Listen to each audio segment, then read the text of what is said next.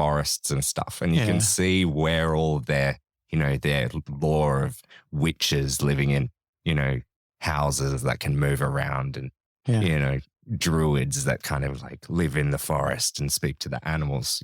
Mate, what you're kind of doing is procedurally generating narrative because you are sitting there as a dungeon master and they are making decisions and you're propelling it in a certain way. And, Dungeons and Dragons, that's been a sort of a staple since early 80s, right? Yeah. And I had read a lot of fantasy in high school just thinking these guys are creative geniuses. And then I remember asking an author at like a Comic Con or whatever, I was like, how'd you come up with that? And they're like, oh, it was a Dungeons and Dragons game that we've had for ages. And they just drilled like 10 books out of it. Man, 100%. I've never really played it. And I got into it maybe in the last year or so. And now I'm reading stuff like Terry Pratchett and just going, oh yeah, like these guys were just gamers. Then like, people who loved fantasy and kind of loved to tell stories really. Yeah. And it goes back to that kind of, you're telling a story in a group, really. Yeah. It doesn't matter that the game is involved. Like you're doing something that's really been done for a very, very long time. Yeah. And that was, they were underclass back then because, there's like the Dungeons and Dragons is work of Satan and you got to do it in a basement by candlelight. If your mum finds out, you're fucking toast. Like, yeah. It's a game. Like, I think things that people don't understand always scares them. But for me, with the potential I see, especially when you just did that myriad of characters, it's like, holy shit, this should be an animation. Because you're like an animation in a box, right? You can totally do you could do all the characters to this storyline. My plan is to do like a podcast or something eventually with some of my actor friends. Really? Yeah. And like play a really good Dungeons and Dragons game from a world that I've created and have really good quality Perth actors that, are playing a game that we can shoot. And that would be so sick. So if you're the listener, you can tune into episode 1. It sets scene sets, world builds, character roles, and then bang. It's become immensely popular in the last like 5 years, 10 years. Because of Stranger Things? I think so. But there's also, Critical Role on YouTube, which is a group of voice actors. And they do it. And, they're amazing. And they have made animations with those same voice actors playing the characters that they played from a big Dungeons and Dragons campaign, but they've just condensed it into a little TV show. Yeah. Because I think I hear about Dungeons and Dragons, but then I hear about people doing silly stuff, like being, I'm a cat or something like that. And you're like, fuck me. Yeah. Like, I'd hate to be a dungeon master, go to all the prep, because you do a lot of prep, right? Yeah. Yeah. And, you always want people to think that they have choice, and they do. Yeah.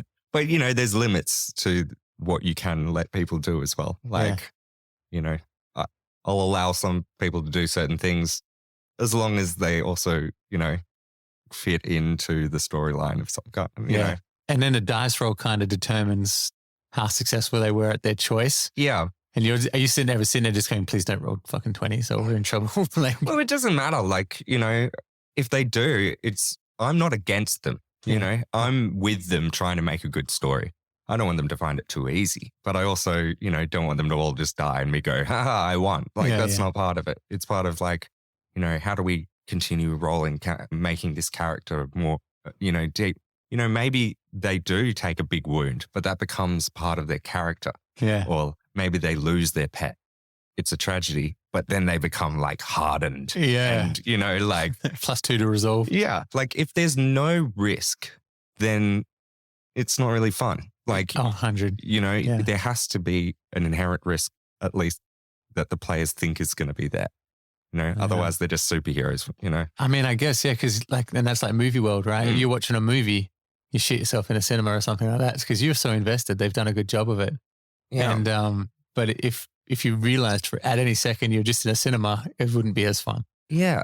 And I think, it goes down to like these superhero movies that are so popular. Like there isn't a lot of risk when you watch it. Like, they're going to win at the end or, like one minor character might die or, Yeah.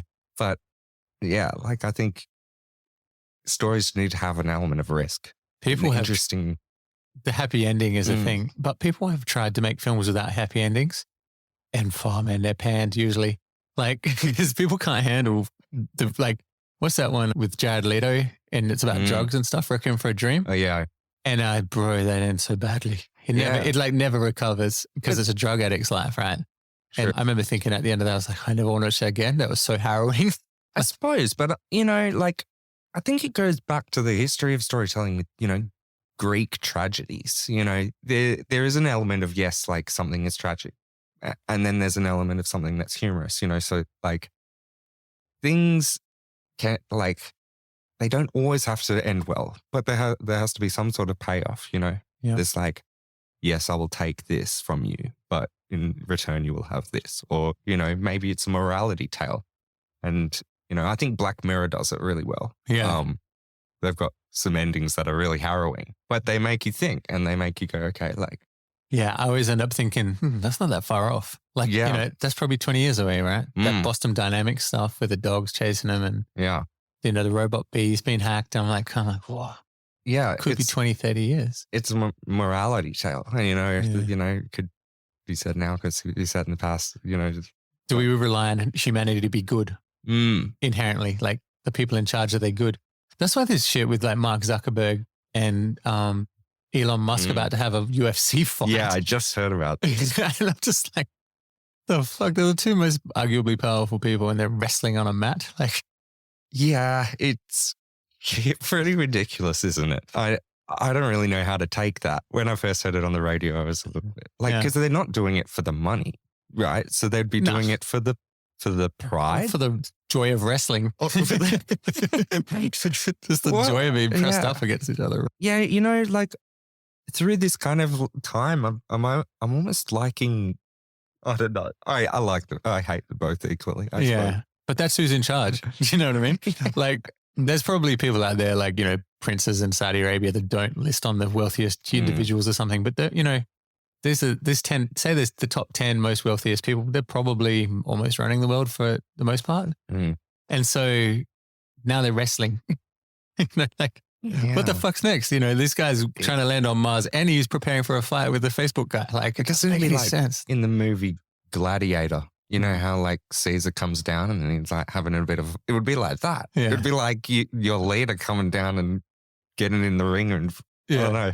And dislocate his arm just in practice or something. Like, fuck. Where do you hide when this guy's got $1 trillion or whatever?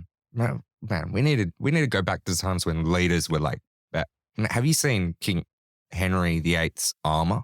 Like, this guy was a beast. Like, they have his armor intact somewhere, and it's this. He's fat pictures, right? Super fat. Yeah, but I'm talking like beef when he was in his 20s or like 19, 20. This guy was taller than most people, and like he'd been brought up from birth to like swing a sword. He was imposing and went into battle.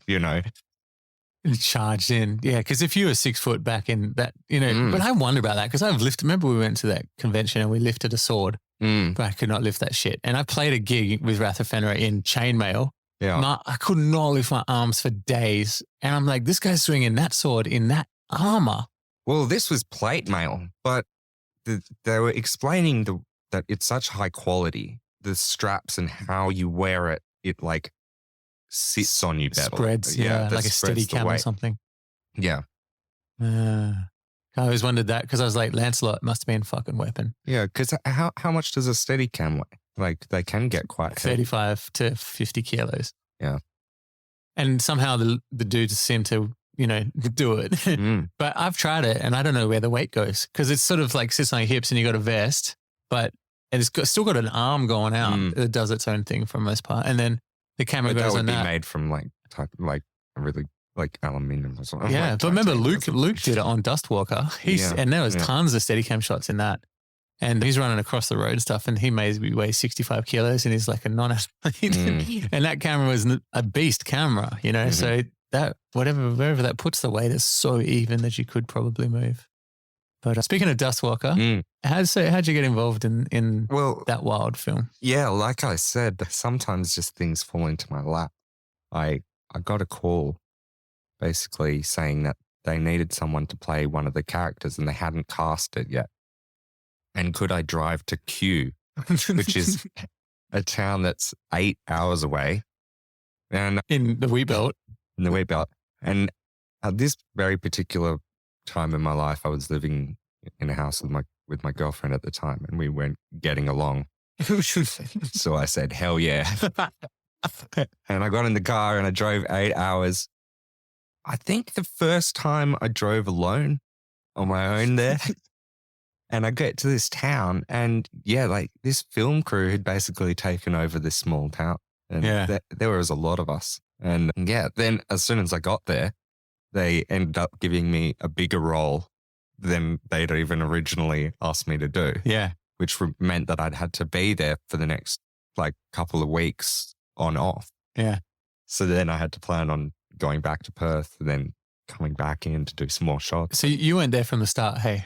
No, I think it was, maybe half a week in or 2 days. The weird thing about film sets is that you bond really quickly and you make your groups really quickly. You're like, you know who your ride or die buddies are and people you might have known before or something. Yeah. And if you come in a little late, everyone sort of scowls at you like, who's this person? And until you get to know them, you know, when in the dining hall, it's like the old American films where you sit eating in the cafeteria alone for a while, trying to talk to the producer that called you, but they're busy. You know, you're just like, fucking eating my food. Yeah, well, I remember I got there quite late and I was pretty excited. I just, I managed to find a few actors having a drink and, kind of sat with them. But I don't know. Then I met Ryan, who's become a very good friend of mine. Great guy. Yeah. Similar sort of role. And we were sharing a room together. Like zombies. Oh, yeah. Zombies. Infected. Yeah. It was basically a monster film, a monster feature. And there were zombies involved in this small town. You can watch it on Amazon Prime. Yeah. No, for sure. And it's quite fun to watch as well. Yeah. And like any film set, it gets difficult. And you've been in a tiny town, a population of about 30 people for like a month or 2 months, something like, and it does get to you.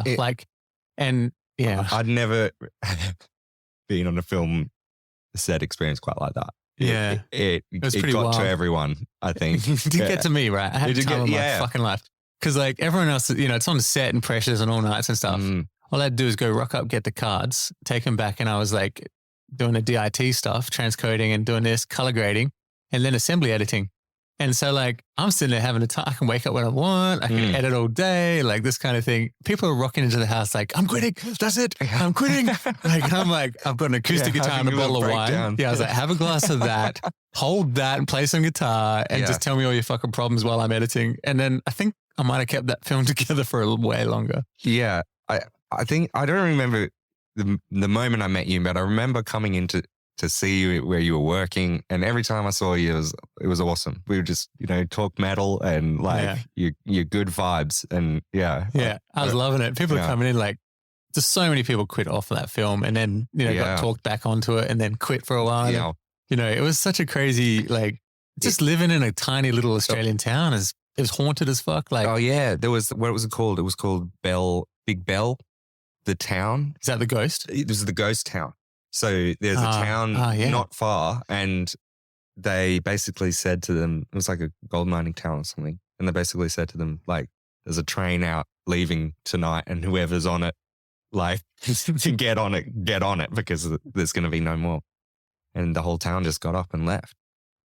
Jesus Christ. So it's like Chernobyl kind of. Yeah. Well, they just, all of a sudden the mine stopped and now there's just like the ruins of this town. And there was a chef who worked at the gas station in Kew and she had this ghost set, like a receiver that like picks up, ghost readings and stuff.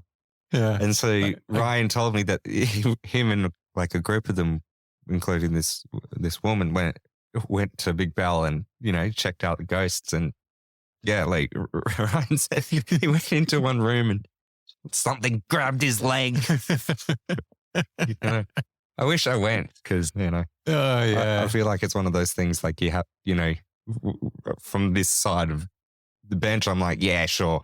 Something grabbed your leg. But I'm sure if I was in the middle of the town, in the middle of Australia. I wrestle with this a lot because like you get in situations, you're like, how much of this is my brain? And placebo effect, how powerful that's documented to be and stuff. Like I stayed in a temple in Egypt, ancient Egypt. Mm. And it was where this lady I'm doing this story on, that she slept in this